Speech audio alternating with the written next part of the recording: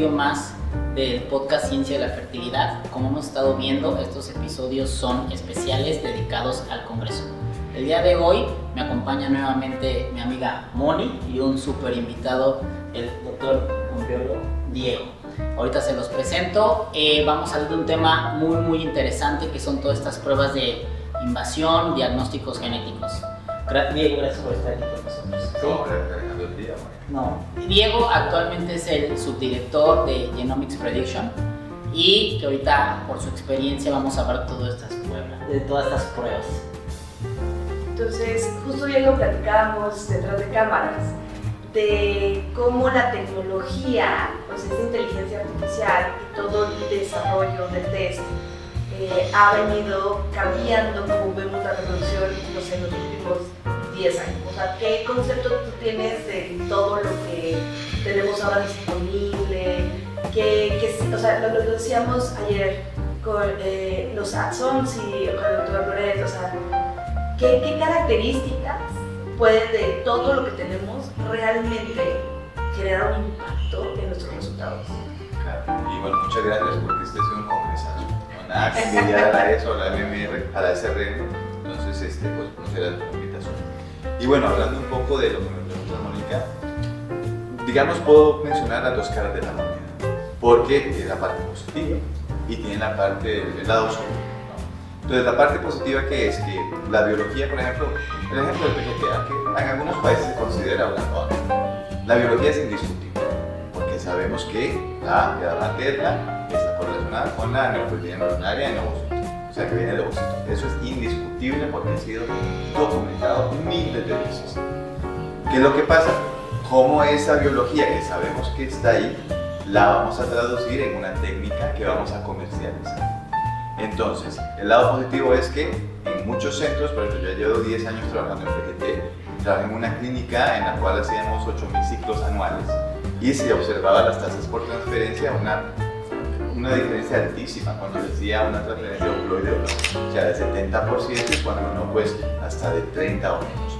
Entonces, cuando tenemos pues una plataforma que tiene unas validaciones publicadas extensivas, y esta validación es importante, yo pienso que tiene un valor muy útil. Por ejemplo, en este caso, pues acortar el tiempo de embarazo o evitar transferencias inútiles.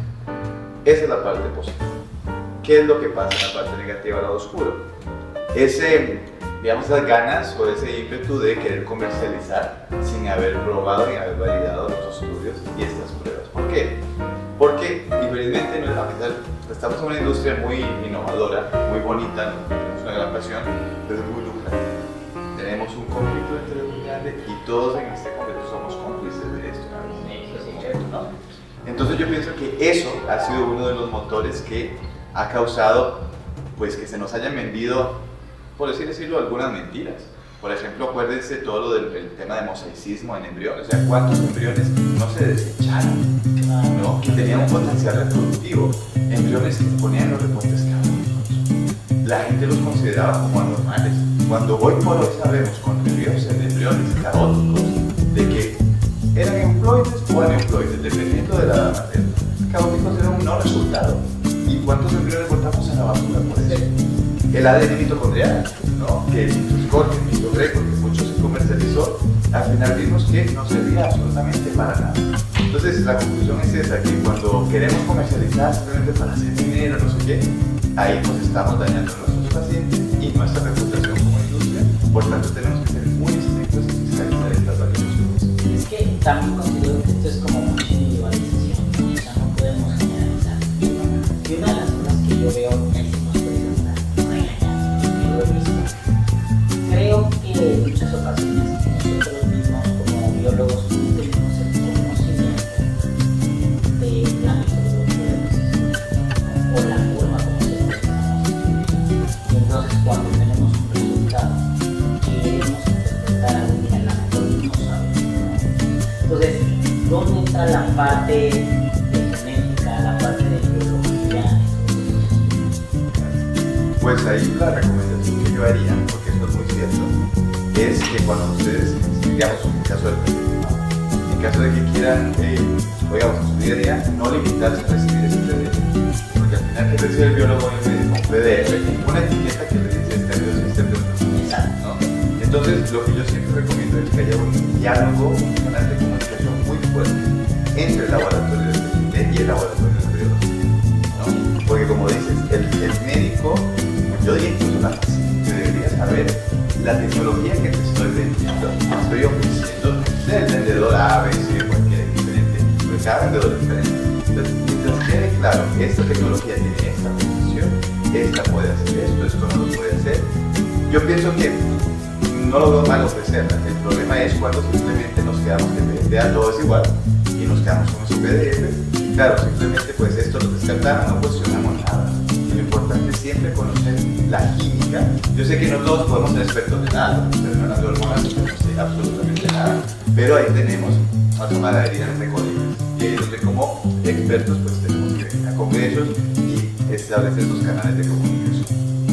Fíjate que a mí me llama mucho la atención que hay muchos de los artículos o muchas de las cosas que hemos implementado están hechos en un super artículo, 5 pacientes y de repente todo el mundo voltea a ver eso y lo haces, ¿no? Y que resulta que al final no nos da pues, los resultados esperados, perdimos a lo mejor tiempo y espacio. ¿Cómo? O sea, tú que estás de ese lado, ¿cómo podemos hacer para que antes de que salga tengan más validación? ¿Existe una validación? A ver, y yo comienzo respondiendo porque justo vengo de un panel de expertos en inteligencia artificial. De otro planeta. Entonces, claro, y ahora la inteligencia artificial es pues el otro boom, ¿no? Antes fue el PGTA, ahora la inteligencia artificial. Personalmente, pienso que en unos años, no sé si estimar 5, 10, 20, 30, la inteligencia artificial en cualquier parte de nuestras vidas, nuestra industria, en la vida diaria, va a sustituir muchas cosas. Eso no tengo la menor duda. ¿Qué es lo que pasa? Que he visto en muchos brochures de diferentes que PGTA, que selección embrionaria, no sé qué, AI. Entonces la gente, ok, eso es inteligencia artificial, esto es lo mejor, lo compro. Entonces ahí vamos a lo mismo. ¿Qué tienen que hacer? Preguntar al vendedor. Para hacer un algoritmo de inteligencia artificial, ¿cuántos datos utilizaste? Y te dicen, no, es que utilicé 1000. Eso no es inteligencia artificial.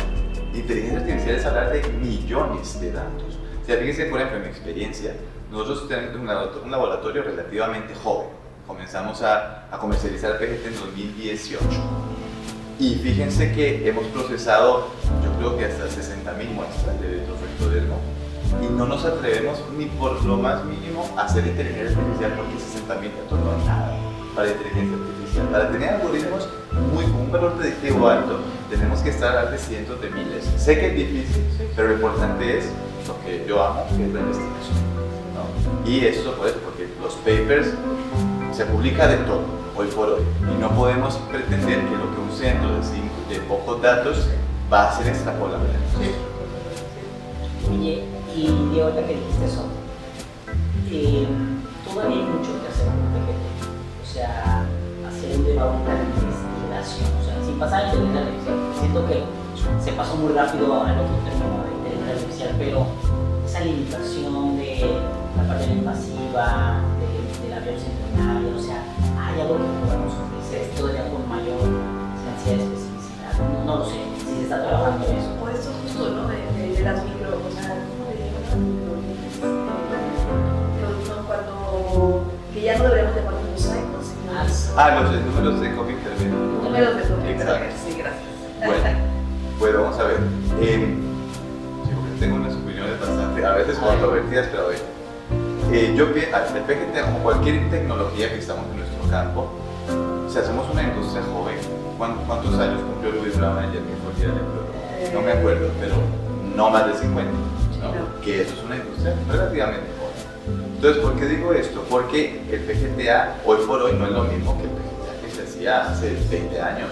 O sea, me acuerdo porque no estaba en el colegio, pero sí leí que se hacía fish, por ejemplo.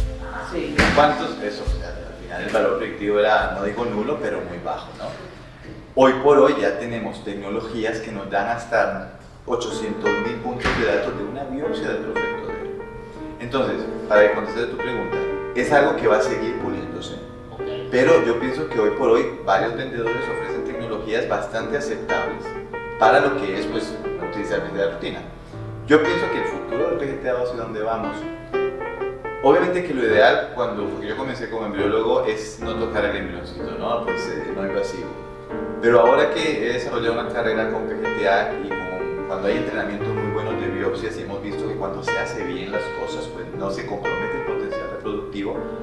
El potencial que tenemos de leer ese ADN en 5 células, hoy por hoy vemos el 5%. O sea, imagínense que eso es una biblioteca gigante, que a lo mejor hoy por hoy solamente son ameloidías, pero mañana a lo mejor podemos ver, qué sé yo, que de estos 13 embriones euploides que tengo, pues este tiene un riesgo muy alto para desarrollar diabetes tipo 1. Este no, entonces podemos priorizar la transferencia con eso y no limitarnos solamente a los euploides, ¿no? Entonces yo pienso que esto va a seguir desarrollándose y en el futuro, yo pienso, sé que esto es muy idealista, Sí. pero en un futuro a lo mejor lejano la reproducción asistida va a ser la ley para la reproducción y pues al final lo que hacemos naturalmente va a ser solamente para divertirnos, pero... Hay una película que se llama Claro, no, pues yo la he visto muy bien de hecho, pero creo que por ahí sí que vamos. Sí. A ver, o sea, una de las cosas que a mí me llamaba mucho la atención era como estas bibliotecas de datos, ¿no?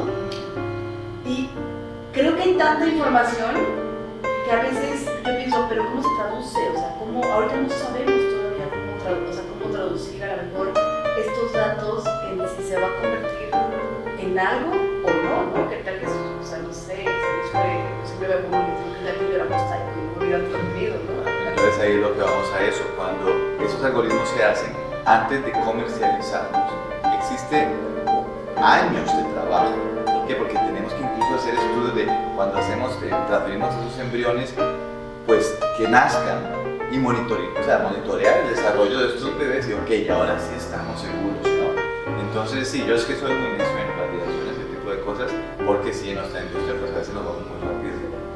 No, este es un hecho que o sea, el diagnóstico genético en ciertos pacientes es limitado, ¿no? Y siempre está la otra parte de si no está bien validado, si no lo hacemos bien con las supervisiones, donde está la parte que estamos desperdiciando embriones que transferimos, también depende de esa tasa.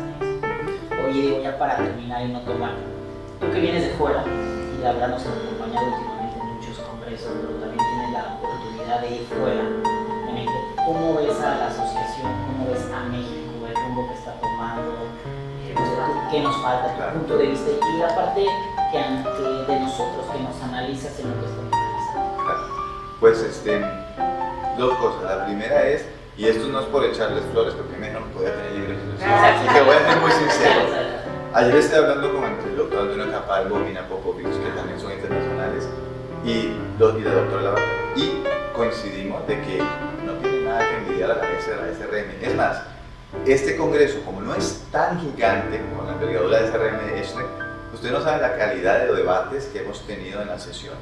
O sea, es que el experto internacional habla, se baja, estamos en un hotel muy bonito y tenemos la oportunidad de charlar con una cervecita y todo. Y ahí se aprende más, pienso yo, a veces en esos espacios post pláticas, porque la plática pues al final la descarga de YouTube, ¿no? Lo importante es esas discusiones.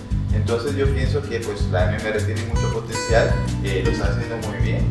Y lo último que quería decir es que sí es una cosa que me sorprendió, porque como hablas de mejorar, estuve en un taller de la Red Vara y de los centros acreditados, mencionaba el Dr. Crosby, que las tasas de embarazo por PGTA en México están muy bajas comparadas al resto de Latinoamérica. Claro, ahí empezamos a especular qué podría ser la razón, pero dice que no llegamos a una conclusión porque es muy difícil. Pero eso es lo único que me llevó un sinsabor, porque tenemos un recurso humano muy grande en México, un gran potencial, y no sabemos por qué eso está pasando. Yo creo, te voy a decir un poco lo que mencionamos al inicio. Sale el boom, se practica. Y con que haya una mala información, una mala interpretación del estudio, puede aparecer y otra vez, ¿no? Y como mencionabas en esa plática, la desconfianza, ¿no? O sea, de esa, como no tenemos ese conocimiento de incertidumbre de si el estudio y si me salió caótico. Ahora, porque, por ejemplo, en este indicado, no sé, a una joven, las PGT, de repente te salen los embriones anormales, por lo que tú quieras, por metodología, porque se toma una la biopsia por el proceso, pues uno mismo va desconfiando. Claro. Entonces, Exacto. Es lo triste que debemos de mejorar. Y a mí lo que me sorprendió es que los vendedores de PGT, pues al final son los mismos todas las latinoamericanos. ¿Por qué? ¿Qué nos falta? ¿Qué cuento? Creo que sería algo para discutir. Sí, y creo que también, por ejemplo, platicada con la otra vez, es como de, oye, hay muchas veces que te salen todos anormales, o sea, 10, 5, o sea, Imagínate una donante, que te llegue una donante con 10 embriones y tienes 8 anormales, con todo respeto, ahí hubo un error de laboratorio de PGT. totalmente, y eso es lo que me dijo, o sea, me dice, bueno, pues ya, está mal hecho, o sea, no hay manera que salgan todos normales. Y eso es laboratorio de PGT, por eso digo, el canal de comunicación, yo sé que son industrias lucrativas, pero tiene que haber una transparencia. Oye, nada más para que sepa más o menos, no es de que desconfíen, ¿qué porcentaje se sabe de discordancia de forma general o mundial lo que tiene que ser entre un resultado y luego les reducir? ¿Qué porcentaje cambia? Pues es una buena pregunta y depende mucho del tipo de alcoholía. Hablemos de cromosomas enteros, porque las segmentales ese es otro tema. Pero digamos hablando de PGTA, cuando tú haces estudios de rebiopsia que hemos hecho, depende mucho de la sensibilidad de la plataforma. Porque, por ejemplo, entre más datos tengamos en todo va a ser siempre mejor. Y en nuestra experiencia, que tenemos mucha experiencia, a nosotros nos encanta hacer estudios de rebiopsia. Por eso siempre digo a todos, por favor, si quieren hacer un estudio, hemos visto que al casi el 90% de los embriones, pues la rebiopsia está distribuida, la rebiopsia está distribuida en todo el blasto, ¿no? Okay. Es un 2% nada más en las cuales se observa homosexismo, ¿no? Entonces, digo esto ¿por qué? Porque acuérdense de tasas de mosaico de 30%, ¿eso qué es? Obviamente es la máxima. Controlese con eso porque biopsias de todo, ahora sí. Se hacen 5 biopsias, se hace masa celular interna, se hace todo el tronco y ese es el estudio por excelencia para ver si nos está prediciendo pues, el estatus de nuestro embrión. ¿Qué es lo que pasa? Que plataformas de PGT que nada más varían en líneas celulares y se acabó. No, hay que hacer, yo sé que es difícil, pero estudios de investigación con embriones descartados, la paciente de consentimiento, reducimos, llegámoslos y ahí con eso sí ya podemos tener las veces, ¿no? Pues bueno, un tema muy interesante, por eso el congreso. Queremos agradecerte, Diego, por venir y por siempre apoyarnos, o sea, como asociación que pues, al final es dedicarle tu tiempo, ¿no? Estar viniendo aquí, es parte, no hay nada económico, es quitar un poco de trabajo y esto, pero pues, muchas gracias, Diego, y esperemos que sigas divirtiendo en los últimos días. Eso es lo que estoy haciendo todo el día, ¿no? Eso es la eres por excelencia la de esta. Pues bueno, pues muchas gracias, Diego, muchas gracias, Moni, y muchas gracias a todos.